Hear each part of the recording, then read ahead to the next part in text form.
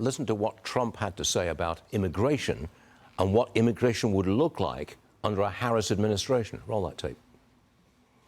She wants open borders. Now she's all of a sudden saying, oh, I think we'll close the borders. She was in charge of the border.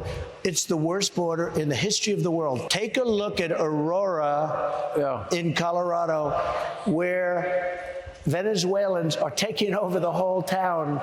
They're taking over buildings. They're knocking down doors and occupying apartments of people. The people are petrified, and it's getting worse and worse. We have to do the largest deportation in the history. Okay, the largest deportation. Florida Congressman Carlos Gimenez joins me now. Congressman, it's going to be difficult to deport 8 million migrants, isn't it? How would it actually be done? Well, I think you have to follow the law. First of all, you've got millions of people that have been let in by the Biden-Harris administration over the last 4 years.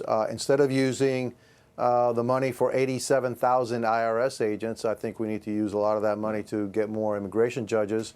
Everybody's got their due process. It is the United States, and start processing and adjudicating these claims at a much faster rate. We know that 80 or 90% of those asylum claims are false. And the law says if once found to be untrue and you really don't have a reason to be in the United States, you are to be deported back to your country of origin. You follow the law, but you do it at a much more rapid pace.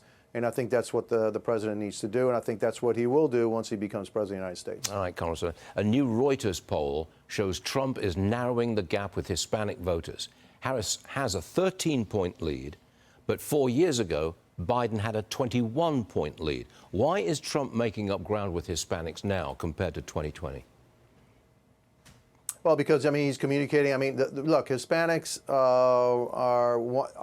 we want the same thing that everybody else does, and we want the rule of law. We want a good economy. We want America to be strong, and so that resonates with Americans, and it resonates with Hispanics. And so President Trump is connecting with Hispanics at a level that we haven't seen in a long, long time with Republicans. We have more and more Republican Hispanics are being elected to office around the country. And so I think that in the end, yeah, you will see more and more Hispanics shifting over to President Trump and the Republican Party. And that's going to be part of the strength of the Republican Party in the future. Real fast, are Hispanics upset at the sheer volume of Hispanic illegal migration? Does that upset them? It upsets Hispanics aren't for illegal immigration. We're for legal immigration, okay? Most of us came here legally. So we're just as upset as everybody else of the volume of illegal immigrants that are entering the United States. We believe in the rule of law, and that's why Hispanics are gravitating to the Republican Party and to President Trump, because we actually believe in the rule of law, and we believe in legal immigration, not illegal immigration. That's why we are both here, I believe. Carlos Gimenez, thanks very much for joining us, sir. Always a pleasure. See you again soon.